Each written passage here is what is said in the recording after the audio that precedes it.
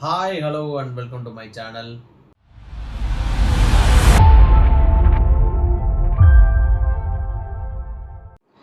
SRH வந்து KKR அடிச்சு நொறுக்கிட்டாங்க இன்னைக்கு. இது கண்டிப்பா வந்து ரொம்ப ஒரு இவ்வளோ ஒன் சைடடா போயிருக்க வேண்டிய மேட்ச் கிடையாதுன்னு நினைக்கிறேன். ஏன்னா ஒரு ஒரு ஸ்டேஜ்ல 84 ஃபார் 2 இருந்தாங்க இவங்க யாரு கேகேஆர். அந்த டைம்ல இருந்து வெங்கடேஷ் ஐயரும் போட்டு தடவிட்டு இருந்தாரு. அங்கேருந்து இவங்க எவ்வளவோ ரெஸ்ட்ரிக்ட் பண்ணியிருக்கலாம். அதை வந்து மிஸ் பண்ணிட்டாங்க. இன்னும் சீக்கிரம் ஒரு 200 வரை அடிக்க வேண்டிய ஒரு ஸ்கோர் கிடையாது கேகேஆருக்கு. கேகேஆர் இன்னும் கொஞ்சம் கம்மியாவே ஒரு டிஃபெண்ட் பண்ணியிருக்கலாம், கண்ட்ரோல் பண்ணியிருக்கலாம். ஒரு 170, 165 அந்த மாதிரி கண்ட்ரோல் பண்ணியிருந்தாங்கன்னா ஈஸியாக இருந்திருக்கும்னு நினைக்கிறேன் எஸ்ஆர்ஹெச்க்கு. எஸ்ஆர்ஹெச் மேபி அவங்க பெரிய இவங்க மாதிரி நினச்சிட்டு ஓவர் டூ மச் ஆஃப் அட்டாக்கிங்கில் போகிறாங்களோ அப்படின்னு சொல்லி ஒரு தாட்டு. ஏன்னா இதே பேட் கமின்ஸு இங்கிலாந்து போகிறப்போ இங்கிலாந்து வந்து ஒரு ஆல் அவுட் மாதிரி, அதாவது அடிப்போம் எல்லாம் அவுட் ஆகும் அப்படின்னு போகிறப்போ வந்து அதை ரொம்ப கிரிட்டிசைஸ் பண்ணார். எனக்கு புரியுது, இருந்தாலும் அது ஒரு டெஸ்ட் மேட்ச்சு, இது ஒரு T20 ஃபார்மெட்டு, இதுக்கு வந்து ஒரு அட்டாக் இன்டென்ட் தேவை தான். பட் வந்து ரொம்ப டூ மச் ஆஃப் அட்டாக் வந்து போகிறப்போ அது தேவையில்லை அப்படின்னு நினைக்கிறேன். ஏன்னா வந்து ஒரு 60 ஃபார் 5 70 ஃபார் 5 இருக்கிறப்ப கொஞ்சம் சுச்சுவேஷனுக்கு தகுந்த மாதிரி ஆடலாம். ஒரு 15 16 ஒரு மேட்ச் எடுத்துகிட்டு போய் அதுக்கப்புறம் அங்கேருந்து கொஞ்சம் கிட்டத்துலையாவது கண்டிப்பாக வந்திருப்பாங்க. அந்த மாதிரி ஆடி இருந்தாங்கன்னா அவங்க கண்டினியூஸாக அட்டாக்னு போகிறதுனால தான் இது அவங்களோட ஃபெயிலியருக்கு காரணம் அப்படின்னு சொல்லி நினைக்கிறேன். அட் த சேம் டைம் வந்து இந்த அட்டாக்கு அவங்களுக்கு நிறைய மேட்ச்சில் உதவும். அவங்க வந்து எப்படி நினைக்கிறாங்கன்னா, நம்ம ஒரு 10 மேட்ச் ஆடுவோம், 10 மேட்ச்சில் வந்து கண்டிப்பாக வந்து ஒரு 6 7 மேட்ச்சுக்கு கிளிக் ஆகும், அதை வச்சு நம்ம உள்ளே போயிடலாம் அப்படின்னு சொல்லி நினைக்கிறாங்க. அது நடந்துச்சுன்னா யாரும் வந்து ப்ளேம் பண்ண போகிறது கிடையாது. அந்த இன்டென்ட்டையோ அந்த அட்டாக்கிங் ஸ்டைலையோ யாரும் கேள்வி கேட்க போகிறது கிடையாது. பட் அது நடக்கலை, அது வந்து ஒரு ரிவர்ஸாக அடிக்குது இவனுங்களா அப்படிங்கிறப்ப தான் அந்த ஒரு கேள்வியே வருதுன்னு நினைக்கிறேன். ஃபர்ஸ்ட் ஆஃப் ஆல் வந்து 2 மேட்ச் அவங்க ஜாம்பாவை ஆடலை. அதுவே ஒரு பெரிய பிளண்டராக நான் நினைக்கிறேன். ஏன்னா வந்து ஜாம்பா வந்து கரண்ட் டைமில் வேர்ல்டில் வந்து ஒரு நல்ல ஒரு லெக் ஸ்பின்னர் அப்படின்னா ஒரு ஆடம் ஜாம்பா அவங்க team captain Australian captain Pat கமின்ஸே ஆடல அப்படிங்கிறது ஒரு பெரிய ஒரு எப்படி சொல்கிறது, ஒரு நெருடலாக இருக்குன்னு வச்சுக்கோங்களேன். போன மேட்ச் ஓகே, ஒரு அவங்க வயன் முல்டரை இறக்க வேண்டிய ஒரு சுச்சுவேஷனில் இருந்தாங்கன்னு நினைக்கிறேன். பட் இந்த மேட்ச் கண்டிப்பாக ஜாம்பா அவங்க இனிஷியலாகவே ஆடி இருந்திருக்கலாம். அதுக்கான ரீசன்ஸ் என்ன அவங்க இன்னொன்று என்ன கமிட்மெண்ட்ஸை கொண்டு வந்தாங்க. அவங்க கமிட்மெண்ட்ஸ் வந்து அந்த ஒரு லெஃப்ட் ஹேண்ட் ரைட் ஹேண்ட் ரெண்டுமே வெரைட்டியாக கொடுப்பாரு அப்படிங்கிறதுக்காக கமிட்மெண்ட்ஸை கொண்டு வந்தாங்களா அப்படிங்கிறதும் எனக்கு பெருசாக ஒரு புலப்படலை. இல்லை அவங்க மல்டரே கூட ஆகிருக்கலாம். கண்டிப்பாக கமிட்மெண்ட்ஸை விட வயன் முல்டர் வந்து ஒரு நல்ல T20 பேட்ஸ்மேன் அப்படின்னு நான் நினைக்கிறேன்.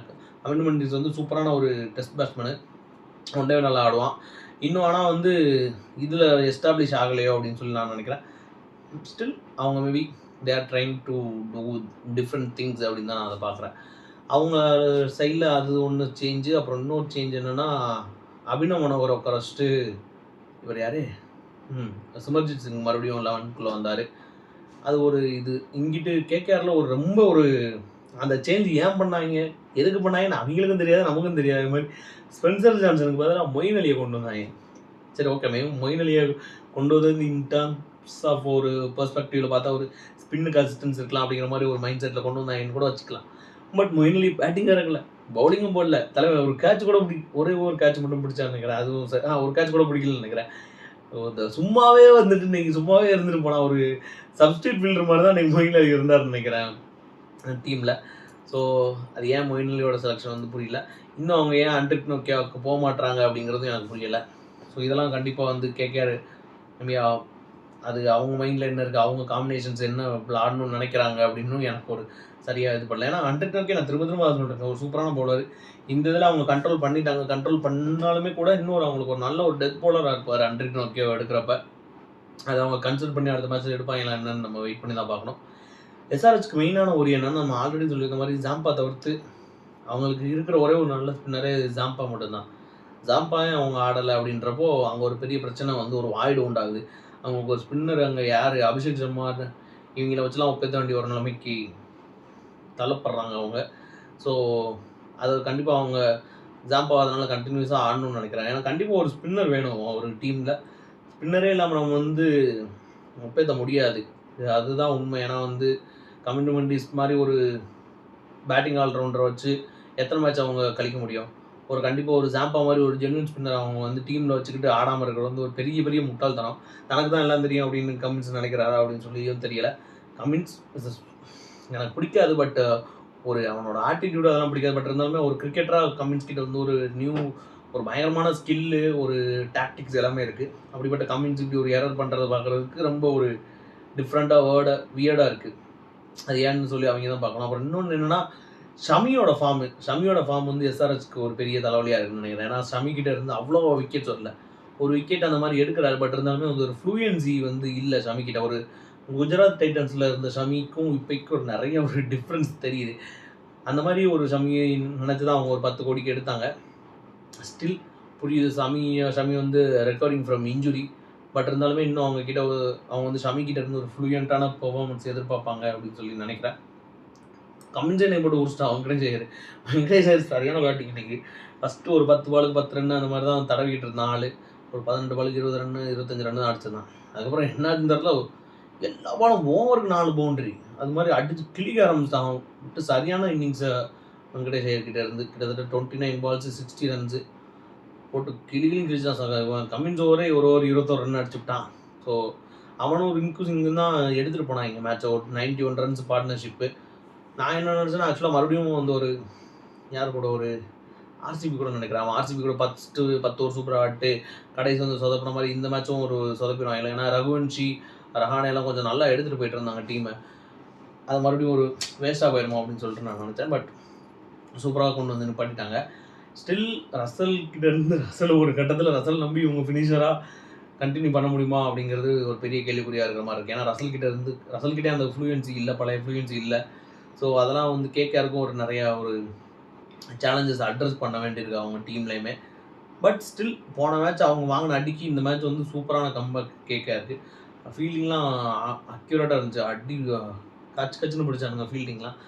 மெயினாக என்னென்னா, அபிஷேக் சர்மாவை வந்து ஹர்ஷித் ராணாவை விக்கெட் எடுக்குது எப்படின்னா, அபிஷேக் சர்மா எப்படியும் சுத்த தான் போகிறான்.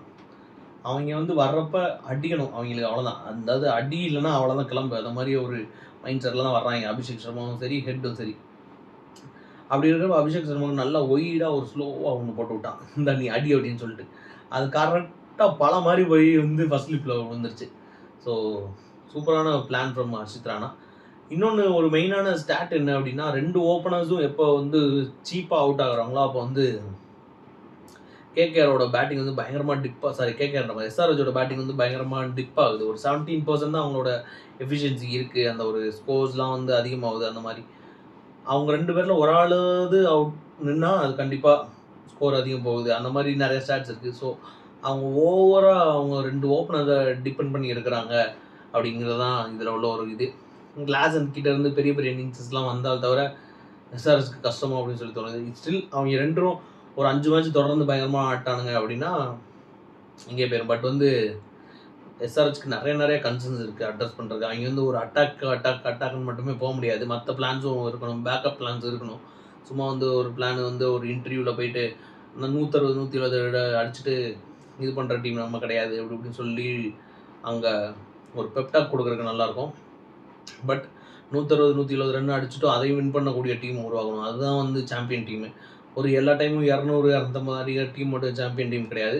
ஒரு 160 170 அடித்தாலும் அதையும் எப்படி டிஃபெண்ட் பண்ணணும், அதை எவ்வளோ பிளான்ஸ் அதில் எக்ஸிக்யூட் பண்ணி டிஃபெண்ட் பண்ணலாம் அப்படிங்கிறதுல தான் ஒரு சாம்பியன் டீமோட இதுவே இருக்குது. ஏன்னா இவங்களாம் வந்து சென்னையெல்லாம் பார்த்தீங்கன்னா அவங்க எப்போ இறந்தம் அடிச்சிருக்காங்க, இறந்தம் அடிச்சே கிடையாது. ரொம்ப ஒரு வரலூட்டு என்ற அளவுக்கு தான் அவங்க வந்து அதாவது ரொம்ப ஹை ஸ்கோர் 250 பக்கத்தில் போயிருப்பாங்க, 230 240 அந்த மாதிரி வரலூட்டுன்ற டைமில் தான் போயிருப்பாங்க.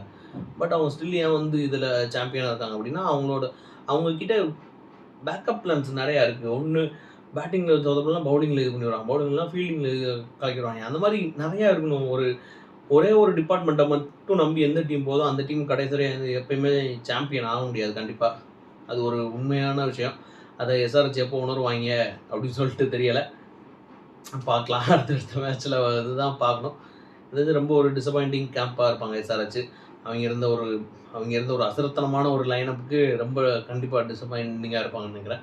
அடுத்தடுத்து அதை சரி பண்ணிட்டு வருவாங்களா இல்லை எப்படி போகிறாங்க அப்படின்னு சொல்லி வெயிட் பண்ணி தான் பார்க்கணும். எல்எஸ்ஜி மும்பை மேட்ச் இருக்குது. எல்எஸ்ஜி மும்பை மேட்ச்லேயும் எனக்கு தெரிஞ்சு மும்பை வந்து பயங்கர கான்ஃபிடென்ட்டாக வருவாங்க. பண்ணிக்கிட்ட இருந்து ஒரு பெரிய இன்னிங்ஸ் வந்து தான் ஆகணும். ஸோ அதில் மும்பை வின் பண்ண சான்ஸ் இருக்குது அப்படின்னு தான் நான் நினைக்கிறேன். நான் மும்பைக்கு ஒரு கான்ஃபிடென்ட்டில் இருக்கானுங்க பயங்கரமாக. பூரன் அவங்க சீக்கிரம் அவுட் ஆகிட்டாங்கன்னா மும்பை வின் பண்ணுறதுக்கு நிறைய சான்ஸ் இருக்குது. வேறு ஏதாவது உங்களுக்கு இதில் ஒப்பீனியன்ஸ் இருந்தால் கமெண்ட்டில் சொல்லுங்கள். வீடியோ பிடிச்சிருந்தா லைக் பண்ணுங்கள். அப்புறம் உங்கள் ஃப்ரெண்ட்ஸ்க்கெலாம் ஷேர் பண்ணி விடுங்க. சப்ஸ்கிரைப் பண்ணிவிடுங்க. பாய்.